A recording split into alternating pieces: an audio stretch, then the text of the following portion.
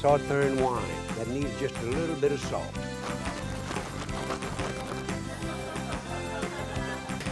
You got to admit that's pretty. Oh, wait a minute. You know I forgot the most important thing? Yeah. Oh, it's looking good. I guarantee that's a fine one. Ooh, boy.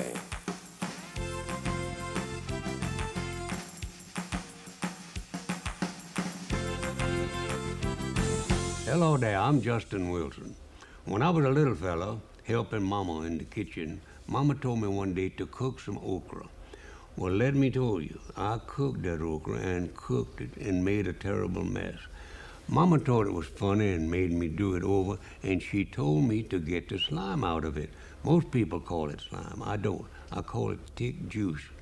But I cooked it until I burned it. Then I had no slime, but I also had no okra.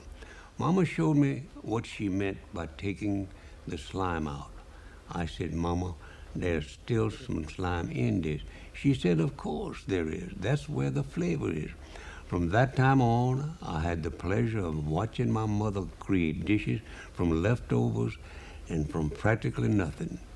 There's an okra dish on this show that was one of the first cooking shows for Mississippi Educational TV more than 20 years ago. Watch carefully, then try it yourself. You're going to love it, I guarantee.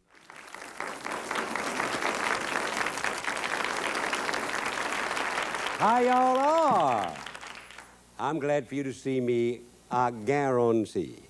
I like to cook, not myself, but to cook. And one of the things I like to cook is cabbage rolls. We'll be doing this a little bit later, but we're going to cook okra and tomatoes au vin right now. Put that back in there. It'll keep itself warm. Move them cabbage out of my way. And right here, I got a skillet, an iron skillet. And I got a little olive oil on there. And I'm going to put some bacon. I got 6 slices of bacon, what I done haul off there, and cut up, cube that. Put that in there and stir that around a little bit. And let it fry itself some. Okra and tomatoes au vin, that's what that is. And on that, I got 2 onions about medium size, chop up real good. Put that on there. Whew.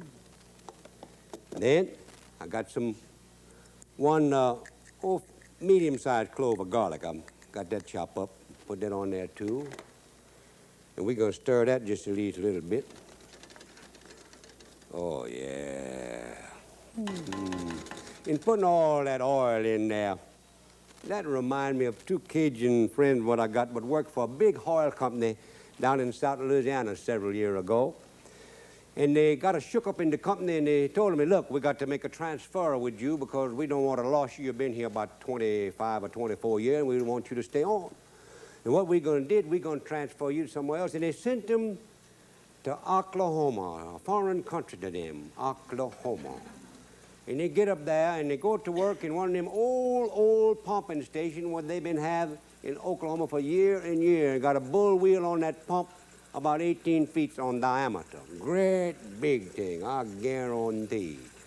And man, they just fine and happy. They got somebody to talk to, each other. They couldn't send just one, you know. And they do just fine. And one day, they brought themselves to work, and one of them say, me, I'm going to go in there and wrote them report. Now, that's a lie. He ain't going to wrote nothing because he don't know how. The other one say, well, me, I'm going to put some oil on them bull wheel out there and be sure that she don't get itself messed up. They say, okay. Well, he go there, and he got a shirt sleeve that's got a little ravel on there, and he haul off there, and that wheel just reach out and get him when he go to put them oil. And took him round and round. Kabloom, kabloom, kabloom, kabloom. And his friend hear that. Kabloom, kabloom. And he come out of them office to see what's going on in there. His friend go by him. Kabloom, kabloom, kabloom. Just keep going. You just watch him go. And all of a sudden, them wheel turned him loose, and bloom, up against that wall. He fall to the floor, and he's knocked plumb all the way. Cold. His friend run over there and look at him, and he says, spoke with me. Don't say nothing because he's out plumb all the way cold. And he shook him. He said, man, don't let me in this foreign country by myself like that. Please, spoke with me. He don't say a word. He said, look, you my best friend. Don't treat me like that. And he opened both eyes and looked at me. He said, see there? You ain't dead. Spoke with me in right now. He said, spoke with you. How come I should spoke with you? I passed you 20 times just a while ago, and you did not spoke one time. Now, this he got to saute for 10 minutes. But we ain't gonna did that, because I done already did that with another one, what I got right here. We just gonna swap pot. That's what you call a quick way to saute a guarantee. Now, into this, which already been sauteed for 10 minutes, I'm gonna put about 2 pounds of okra. But before I did that, let me show you okra. That's okra. Some people say that's gumbo, but that's not gumbo, no, that's okra. And the dictionary will call it gumbo sometimes. But gumbo to us ain't this, us Cajun. This is okra right there. I'm gonna put 2 pounds on that. Don't want to lost none. Got that. We're gonna stir that around just a little bit. That smells good already. And then we're gonna, I got about 4 medium tomatoes what I got cut up here. You cut them to 6 or 8 pieces, depending on how big they are. We put that on there and how tired you are too, you know. Put that on there. And we stir them up. Man, that smells good. And then I just happen to have a cup, 1 cup of sauterne. I'm gonna put that on there. That's beginning to smell good already, I guarantee. Man, yeah. Now I'm gonna put a half a teaspoon of Louisiana hot salt. I know some people say they don't like to use too much hot sauce, so I'm gonna try my best to measure that. Kind of hard for me to do, measure hot sauce. Half a teaspoon. And also, too, I'm gonna put 1 tablespoon of Worcestershire sauce. 1 tablespoon. Come on now. We don't want to run you over. 1 good tablespoon. That's the way you heap a tablespoonful of liquid, you know. 1 tablespoonful of Lee, and that's Worcestershire, Lee and Perrin, Worcestershire sauce. Now, we're going to cook this until that okra is tender, but you got to put salt on that. Green okra and tomato, they got to have salt, and you salt that to taste. Now, I think this will take about 2 teaspoons. That's 1. That's 2 teaspoons. I bet money on that, too. Now, that'll serve about 8 people that are hungry. It's going to cook down a little bit, though, you hear? Don't you worry. Now, I'm going to put this under here.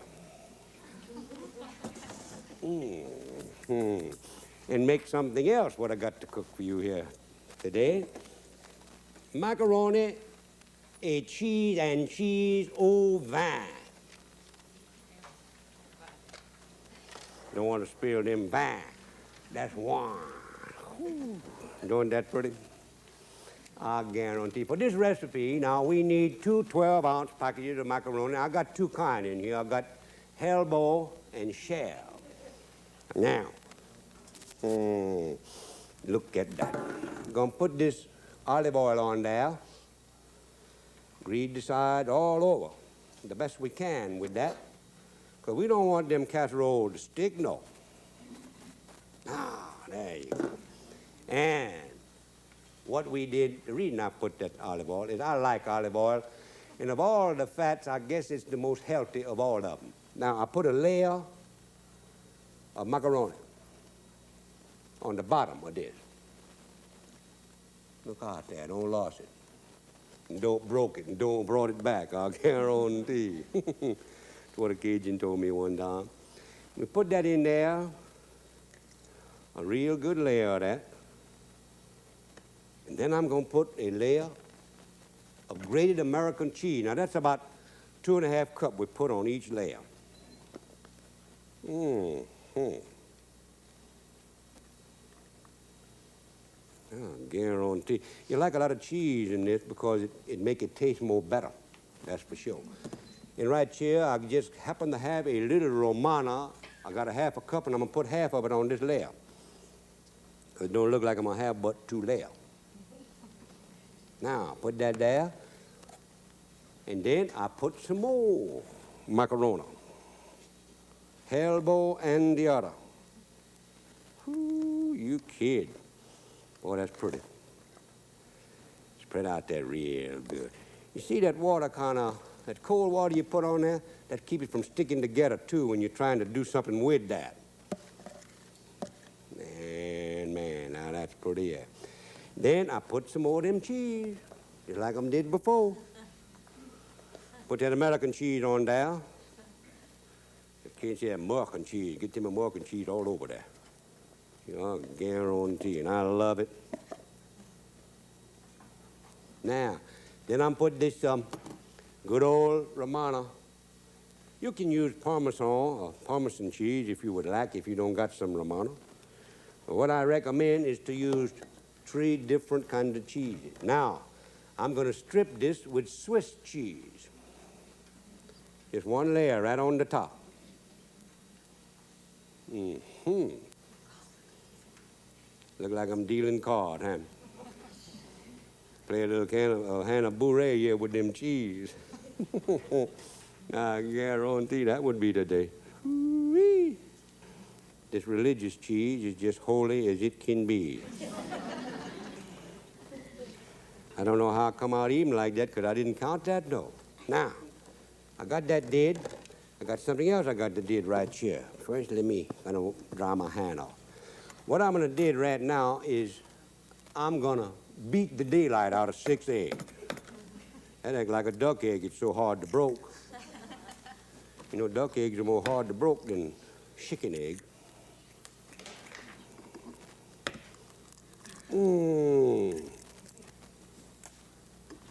Those are nice, fresh eggs. That nearly got me, but it didn't did it.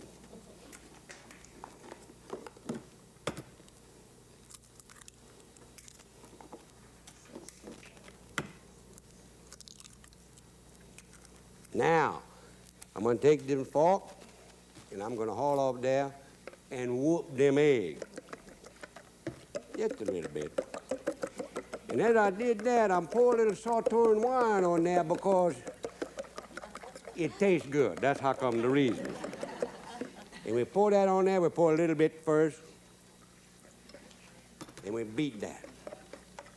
What, that's about 2½ cups of sauteing I'm going to put on there. I got to have juices on them macaroni and cheese, and pour some more.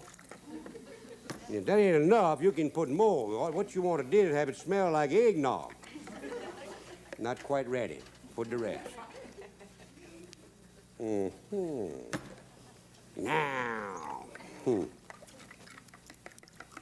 Now to this, I'm going to add a couple of little things. I'm going to put 1.5 teaspoons of Louisiana green hot sauce. Now this is made from pepper, just like the red hot sauce is, but it's made from a green pepper, and that's because the green ain't reached the red stage yet. It's not quite as old, but it's just as hot and just as good. Green cayenne pepper is what this is made for. That's 1.5 teaspoons.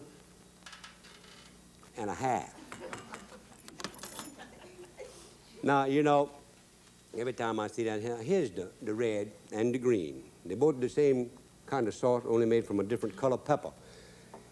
Every time I use that, I can't help but thought about this itinerant preaching people down in South Louisiana. You know, he traveled around. He didn't have a church of his own, but he made churches all over the country in South Louisiana. And he's from South Louisiana.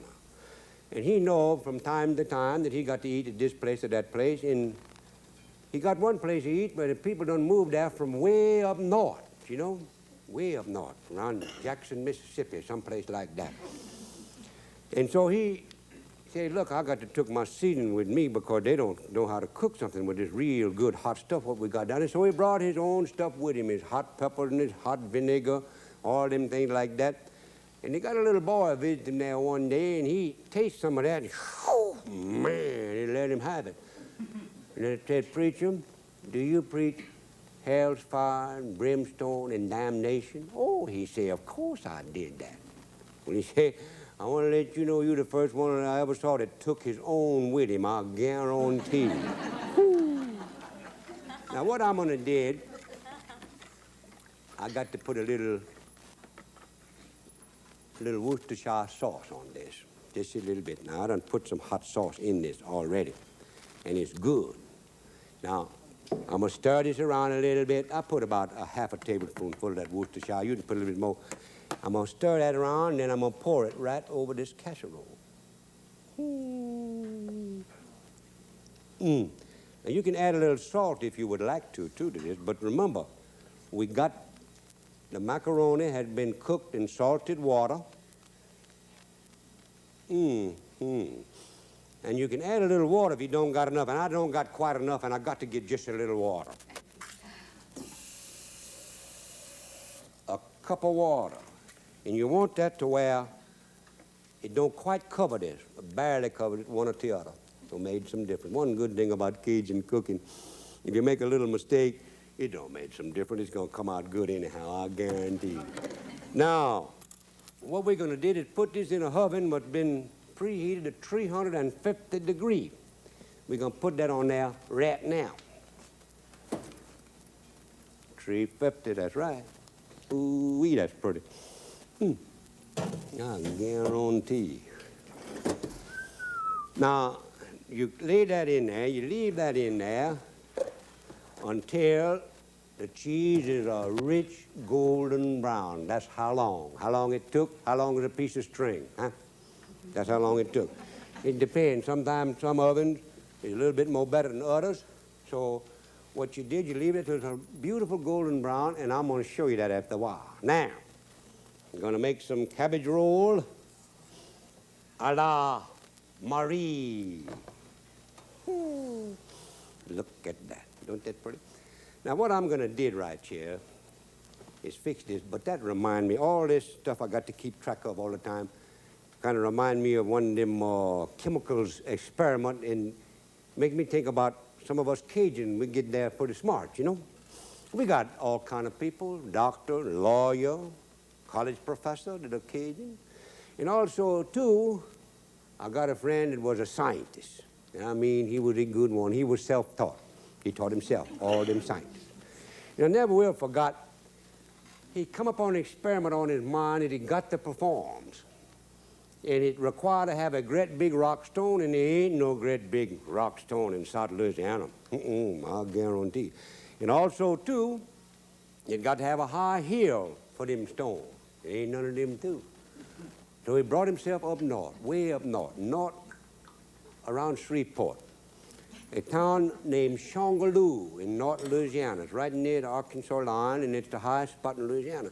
And he look on a high hill. Well, there's a little community down in the valley from them hills. It's not a town, you know. It's got a barbering shop, a filling station, a grocery store, a church, and a blacksmith shop. That's all it's got there. And he find a stone on this high hill, and he get him a crowing bar, and he go up there, and he pries on that, and he pries on that, and he pries on it. And finally, that stone started itself down. Man, it rolled. He ran behind him. Run after that. Because he's going to get this experiment just right. That stone run through that town, go through the filling station, and scare that man most to death. He turned that gas hose up and let her go. Run through the blacksmith, the man shoeing a horse there, and made him catch one of them horseshoes, and he'd look at that real fast, a hot horseshoe, I guarantee. Then run through the barbering shop, somebody getting a hair's cut in there, and he hit them barbering chair, and spin it around, and he got a round-the-world haircut right there. And going to the church where they're having a PT&A meeting. You go right in them church, go right down the aisle, and come to a dead still in the fireplace what they got there. Well, everybody jump up to see what in the world going on. Well, he run in there and see, move back, move back, move back. I'm a scientist and I got an experiment going here. I got to see what's going on. He got them all to move back. They finally moved back, and he got there and he run his hand around the stone there and around here and around there, all over them stone. And he'd look at everybody and he'd say, "That's right, no moss, I guarantee." Now, we're going to make some crab rolls. That's about a pound of meat I got in there. Just about a pound of ground meat. And I got about a cup of raw rice. I got a cup of chopped onion, chopped real fine. Put that on there too. Mix it up in there. Get that going all right. And I got the little garlic right here I'm going to put on there. Chopped real fine. Man, you know, it would amaze you how many people like cabbage rolls. And I got a little salt I'm going to put on it. Got to put salt on that. Not much, just sprinkle a little salt. Be sure you got enough, that's all. And some pepper. I'm going to put red pepper, because I like red pepper. That's how I'm going to use it. Put that on there real good, not too much. And I'm going to mix that up. Now, I'm going to beat me an egg. I'm going to beat them egg real good. Whew, that's a nice fresh egg. Now get this little fork here, and I'm going to beat them eggs.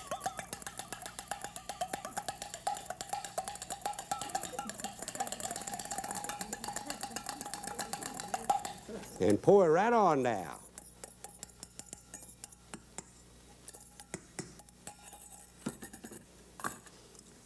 And mix him some more. Now I got them head of cabbage up here to show you something. That's how come it's there. I'm gonna wrench my hand.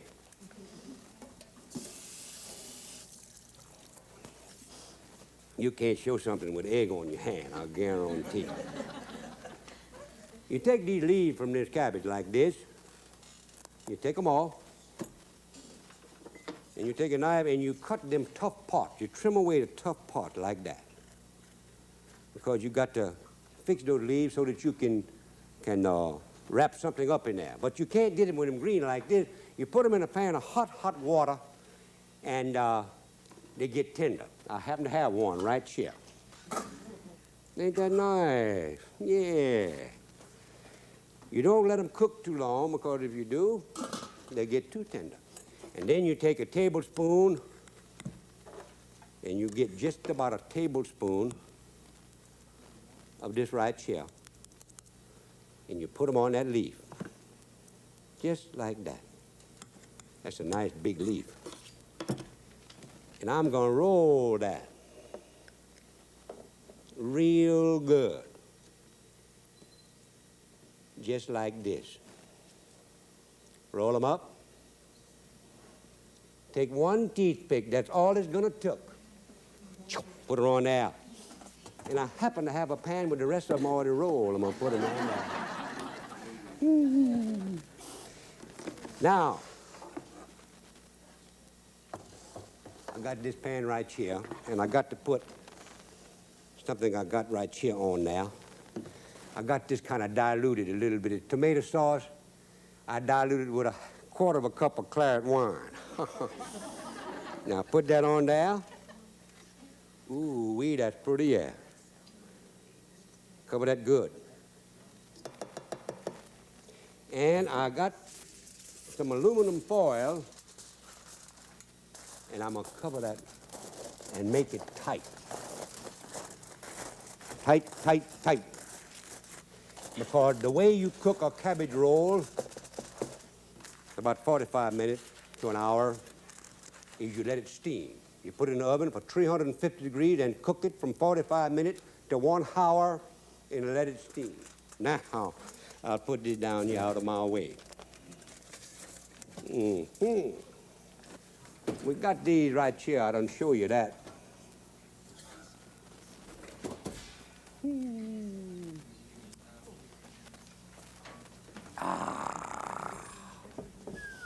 Man.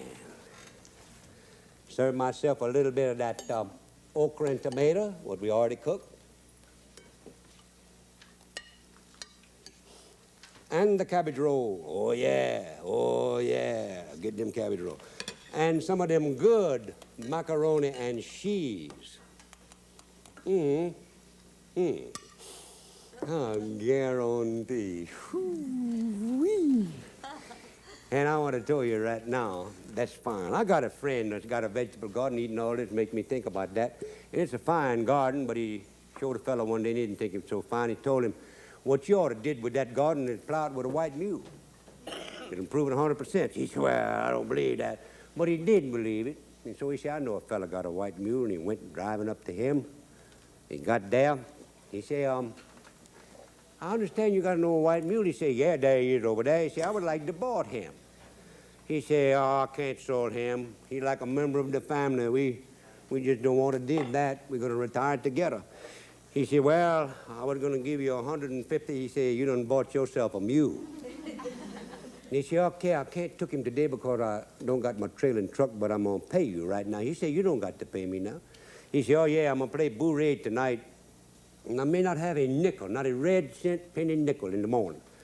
So I'm going to pay you now. Gave him $3 50 bill. And he left. And the next day, brought himself back in his country Cadillac. That's a picking up truck, you know. And he brought his trailing truck with him.